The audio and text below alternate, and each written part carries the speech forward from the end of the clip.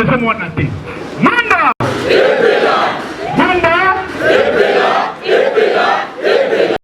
nouvelle élan Adolphe Bouzito Fumpa visionnaire du Congo. Atata, la maman, les lots n'amoni ba maman bazaki déterminé, ba maman ba ependa ebele, pour la kolakisa biso solo été, touti ko clôturer moi na bango na esengo. Na banza que les lots tenge boyebi chers camarades tolobaki na partie na biso esengelito mesana na ilulu oyo, tobenga yango ilulu ya Sanza. Chaque premier week-end, chaque premier samedi, il y a Sanza, Tokokutanaka, na siège na biso, Ponako solo là, ils allaient ma solo na biso, Ponako ils allaient démonstration de force to, ils allaient eloko ya sikate, ils allaient eloko oyo, ils allaient kota na routine, il y a parti na biso, que chaque samedi, Tokokutanaka, Ponako pesa oyo, ils allaient position na biso, na lolenge boka ezali kotambola ezali boete yango lelo tozali na deuxième séance na biso ya milulu ya Sanza oyo tobengi matinée politique toko meka mukie kopesa oyo ezali makanisi na biso en tant que nouvel élan na lolenge nini mboka ezali kotambola ndenge nalobaki lelo tozopesa situation d'opposition et à parti politique na biso par rapport à la situation politique ndenge ezali kotambola biso banso toyebi ete lelo oyo ndeko Chilombo na partenaire na ye bazwaki mboka na confiscation na nsima ya maponami ya 2018 mais soki otali ndenge mboka yango ezali kotambola lelo oyo komona solo ete maetolobaki yango oyo ezali ko rattraper biso nyonso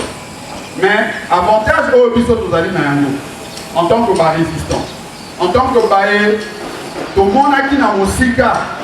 ete eloko ya moyibi eprofitaka na moto te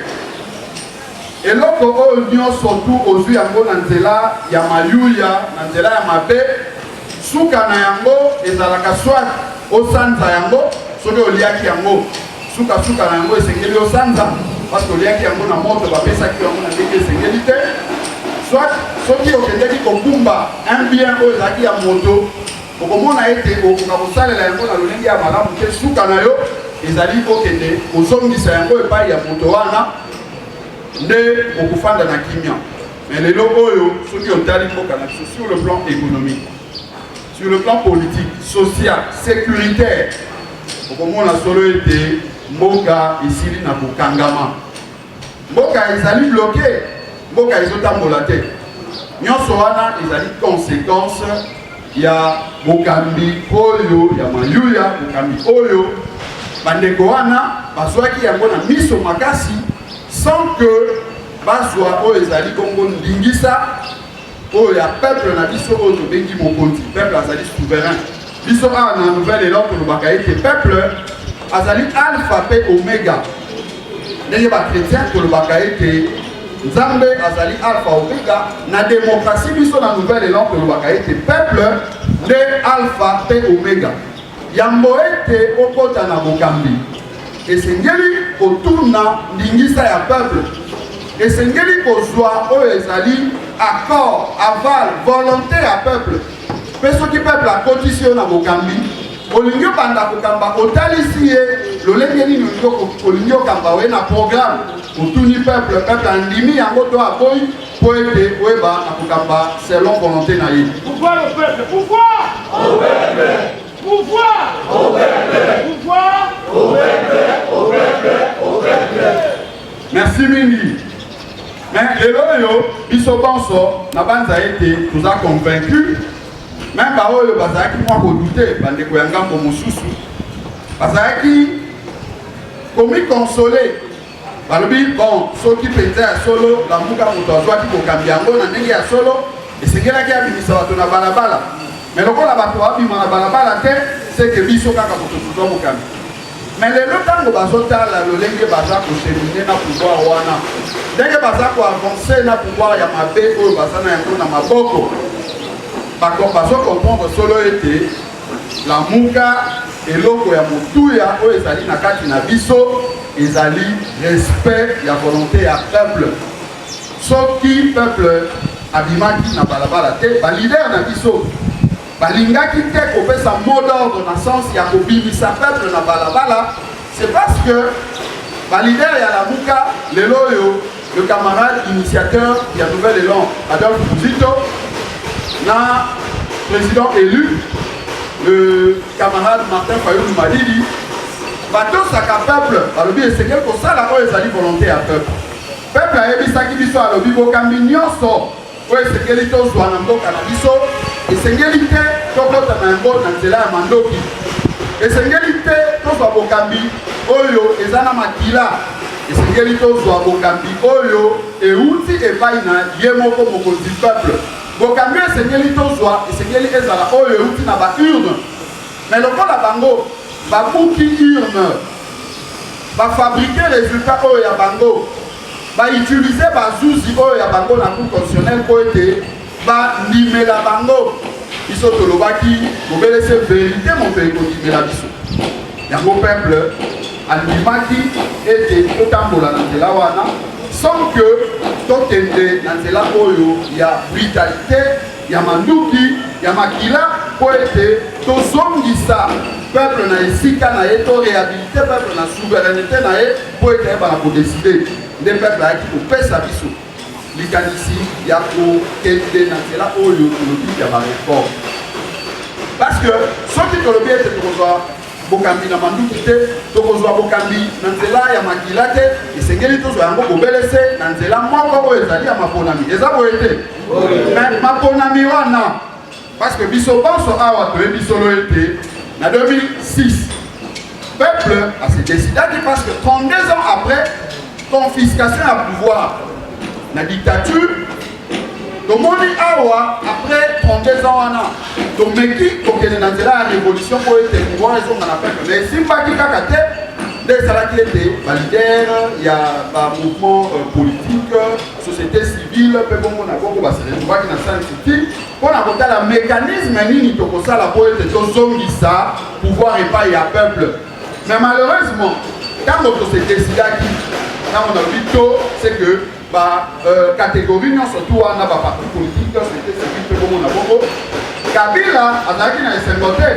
parce que na 2006 ntango toye na schéma ya démocratie ye azalaki moto ya liboso na koviole principe wana parce que peuple adesidaka autrement ye akei afalsifie barésultat na ndenge ya salaki. Na 2011 pareil, 2018 pire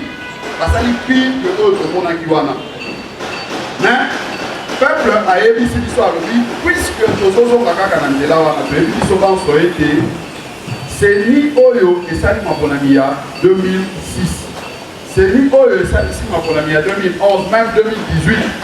ezali œuvre ya babelligérant ezali œuvre ya babelligérant parce que soki otali bacomposante ndenge bazalaki wana ozwi bandeko ya MLC bautaki na manduki na parti ya nord équateur ozwi bandeko ya RCD bautaki na este na biso kuna ozwi même pouvoir oyo ezalaki na Kinshasa bango source na bango ezalaki nini ezalaki AFDEL mais AFDEL ezalaki banani bato oyo c'est vrai par rapport ya révolution peuple afongolaki maboko koyamba bango mais soki otali lolenge bandeko wana oyo bazalaki tout autour ya musée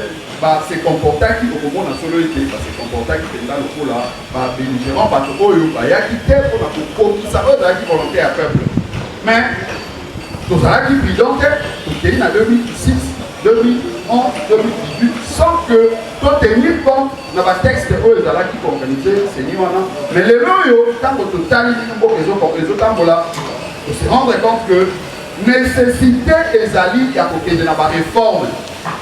Pour nini baréforme c'est parce que tolobi lokola tolo peuple ayebisi biso ete sekeli tozwa pouvoir oyo kouta kaka epai na ye moko mokonzi alpha pe omega na biso esengeli tozwa pouvoir oyo kouta kaka na baurne ndenge ye moko akosexprime mais esengeli tozala prudent La prudence awa ezali côté d'abisso justement il y a côté de la réforme parce que c'est total la mibeko oyo ezali pour organiser fonctionnement de la commission électorale nationale indépendante. Est-ce que c'est lui qui ezali composé les loups organigramme na yango ndenge ezali wana? Est-ce que ça pour répondre na o ezali volonté besoin ya peuple na biso et ya no ezali ete lelo yo c'est ni le lenge et salamaki na volonté à belligérant et la question pas faiblesse na yango et la question pas faiblesse na yango parce que ce qui au tali c'est vrai na mutu na yango babimisaka moto moko oyo azali parrainé par ma confession religieuse mais adjoint na ye mbala moko azalaka mutu ya pouvoir oyo ezali kokamba mais pouvoir oyo ezali kokamba puisque bazalaka na misolo ya peuple baza na manduki ya ndani ya peuple bango bayaka souvent au confisquer non pas seulement volonté il y a dirigeant wana président ya CENI mais à confisquer pratiquement institution mobimba biso tolobi non il faut to revoir composition de la commission électorale nationale wana surtout kobanda na bureau na yango bureau esengeli ezala dépolitisé bureau ya CENI esengeli ezala composé essentiellement à l'acteur de la société civile oyo bakouta na bacomposante na bango et bazala bao bazala parélité mais bazala bato oyo bauti bango moko bazali na kati na mangomba wana baya mpona kotalisa non seulement technicité na bango mais surtout baengage responsabilité ya mangomba na bango po ete biso basoulevi c'est vrai toza na état laïque mais moi tendance ezali mingi ya komona bamangomba wana ya baéglise nde ezali kotambola mutu kotia bango devant baresponsabilité na bango po ete totala ndenge nini commission électorale nationale indépendante esengeli kotambola mais tolobi tokosuka wana te loi électorale soki otali na kati na loi électorale baimperfection ezali ebele oyo na moi ya lelo esili kolakisa deja bafaiblesse na yango esengeli na biso tocontinue na yango na lolenge ezali wana ou bien esengeli tomeka kotala ndenge nini esengeli kokotisa ya malamu na kati kolongola ya mabe mbuma ya mabe biso tolobi esengeli to revoir esengeli tolongola mbuma ya mabe yango omoni tobandaki liboso na koprésente na cadre ya lamuka oyo ezali proposition na biso ya réforme ya loi portant organisation et fonctionnement ya commission électorale nationale indépendante mais na poso oyo tozali kobanda na mikolo mibale awa tokoya na présentation lisusu ya loi électorale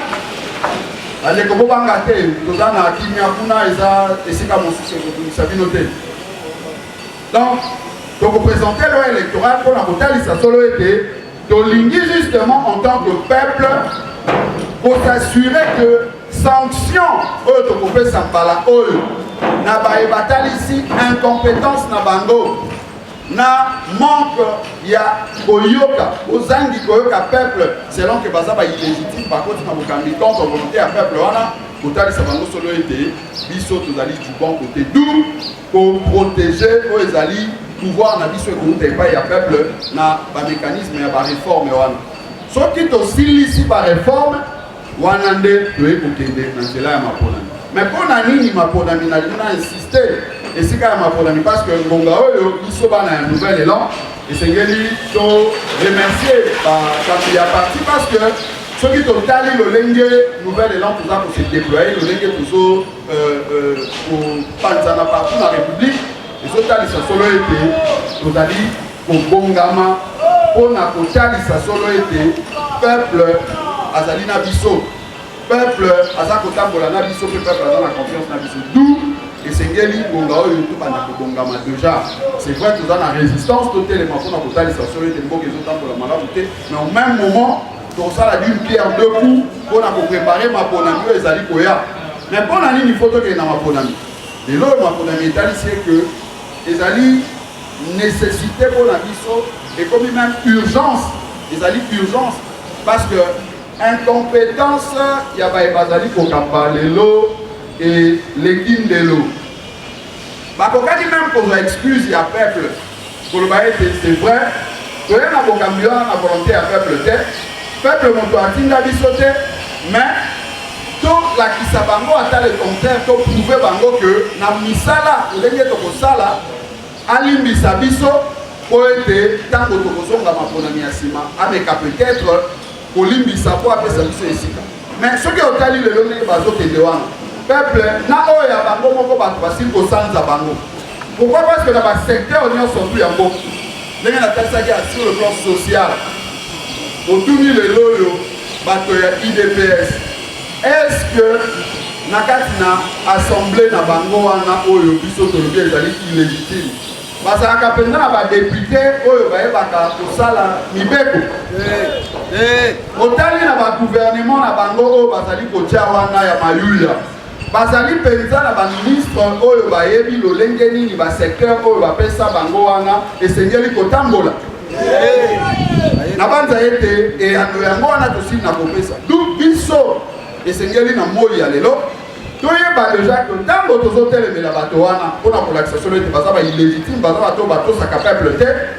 tomibongisa mpe na terrain tomibongisa mpona koloba ete lokola peuple alingi tokende na nzela oyo ezali ya maponami esengeli biso na moi ya lelo toya kotalisa peuple solo ete tolingi baélection parce que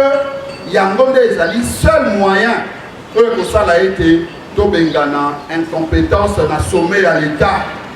tobengana incompétence oyo ezali kosala ete na Beni parti este mobimba ya Congo bandeko na biso bakobana kokufa et soki otali malgré bandeko na biso bazokoba kokufa mpona incompétence na bango mais bango moko bazali wana bamitia na makasi banganzama na kiti ya ngani ya peuple basesusiaka te etundisaka bango te. Au contraire, komona bango wana bazali kozwa bapepo bazokende mibembo bazokende kolakisa biso ndenge bango bayebi kolia aussi longtemps biso peuple awa tozokufa na nzala eza préoccupation na bango du maponana soki otali bainfrastructure na mboka na biso otali lotili otali mai otali banzela parce que na ba province na biso namoni bandeko ya Kwango bazali awa bandeko ya ba province mosusu Équateur namoni bazali kuna okomona eke misala batata ba mama bilenge bandeko bazosala misala ya milona bazali kotravailler na ndenge ya makasi mais souci ezali ete misolo mwa ekoma na kati ya mboka wana te ekoma na kati ya ba province na bango te. Pourquoi? Parce que banzela ezali te baroute ya dessert agricole ekoki kosunga ete milona na bango baza kolona babimisa yango na baaglomération bavile lokola Kisasa bavile ya minene oyo mwa misolo ezali kocircule Lubumbashi mpe bongo na bongo po ete bato bayeba kosomba bango mpe bazwa mwa misolo mpona kobika okomona ete banzela wana ezali te biloko eza kokolela bango kuna yango nde ekosenga biso tokende na lombangu tokongama po ete maponami na 2023 et bana kosalema po ete peuple azwa badirigeant na ye oyo akotia selon volonté na ye mais na yango esengeli bareforme eprécédé yango pamba te yango nde kozala lokola garde fou oyo biso peuple tokotia mpona koyeba koempêche baillégitime bato oyo bamesana na kokota na bokambi na nzela ya fenêtre bazwa lisusu nzela te bazwa nzela te mais bakutana plutôt na barrière oyo biso peuple tokotia liboso na bango eza boye te mwinda mais nalingi peut-être na kita lisusu na mwa actualité moko moke oyo lelo oyo bato nyonso bazolituna mais gouvernement oyo ya bango c'est vrai tolobi biso makambo oyo tu bazosala kuna en réalité etali biso te mais soki tozofongolela yango quand même c'est parce que oyebi ete miso bango moko sikoyo bakomi kocomprendre solo ete Tshilombo égale Kabila nga nalobaka ete bazali kosala oyo tobenga na lopoto le néo-kabilisme donc ezali kaka système ya Kabila balatisi yango kombo ya Tshilombo.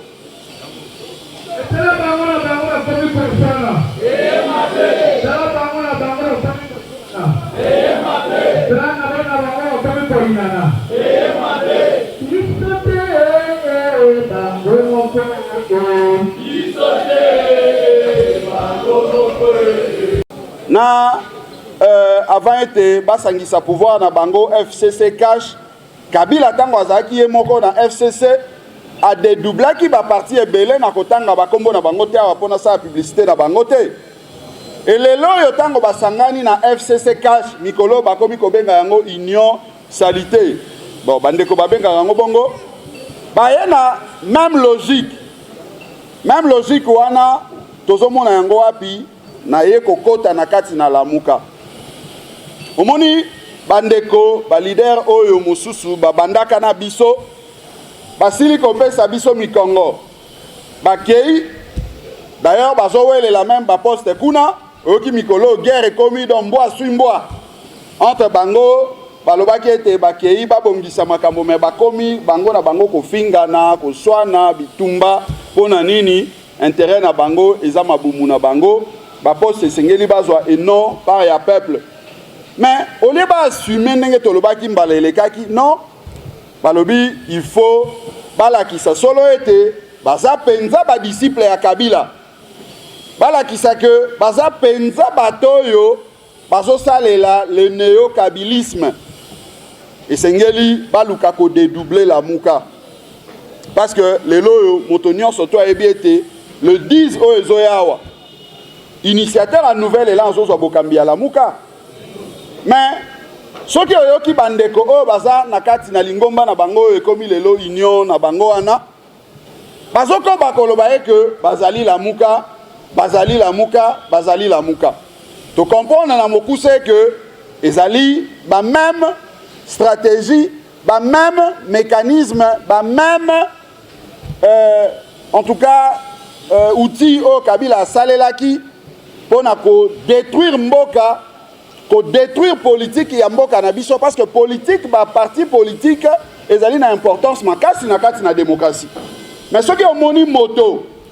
à côté na bokambi quelle que soit manière wa koki kokote là abandi ko luka ko créer ba dédoublement ba parti politique abandi ko créer ba débauchage pe bongo na bongo c'est que aza moto yo a ebiete pouvoir na euti pa ya peuple te aza moto yo a ebiete bae bazali tout autour na baza ba incompétent d'où il faut à déstabiliser démocratie pour être yé à régner na cadre na kati ya dictature na ye. Mais awa toza ko insister pona koloba solo ete esengeli mokolo ya poso ezali koya to panza sango ndenge tokozonga awa militantes et militants chers camarades cadre ya parti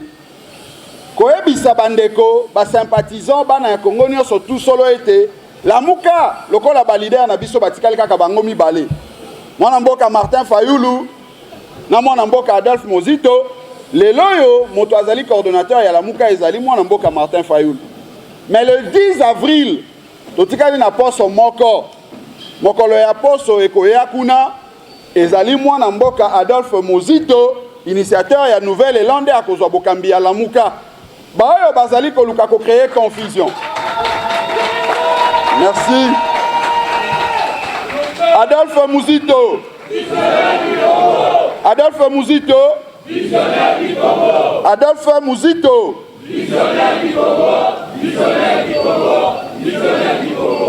voilà bandeko.